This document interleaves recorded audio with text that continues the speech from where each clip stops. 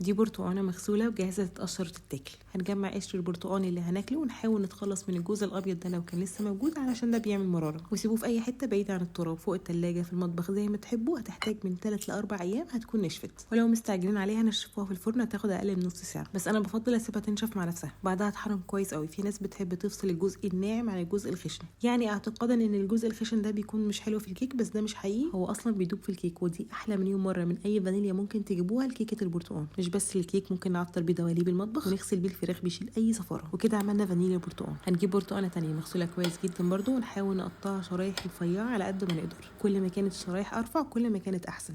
حله فيها ميه مغليه، حط شرايح البرتقال تغلي لمده 2-3 تقريبا. الخطوه دي مهمه عشان نتخلص من المراره اللي موجوده في الجزء الابيض اللي في قشره البرتقال. هنرمي الميه ونصفي البرتقال، وفي حاجه واسعه على النار نحط السكر والميه علشان نجهز الكراميل. واختياري ممكن تضيفوا اي حاجه عطريه، قرفه، حبهان، قرنفل، او من غير خالص. هستنى لحد ما السكر يدوب خالص ويبتدي السيرب يغلي، وانزل البرتقال واحاول اغلفه من فوق وتحت بالسيرب. والافضل يكون حاجه واسعه علشان البرتقال يكون واخد راحته. هنسيبه تقريبا من نص ساعه لساعه الا ربع لحد ما يتشرب كل كميه الكراميل، وتلاقوا شكله كده زي ما يكون كريستالي. حطهم على ورق زبده واسيبهم ليله كامله ينشفوا على رخامه المطبخ عادي. نفس الطريقه ممكن نعملها مع القشر برده بعد ما نتخلص من الجزء الابيض. كده عملنا برتقال مكرمل خطير في تزيين الكيك. ممكن تقطعوه صغير وتحطوه في قلب الكيك، بس ما تنسوش تعفروه بدقيق علشان ما يسقطش منكم في القعر زي كده. بيتشال في برطمانات في التلاجة وبس كده.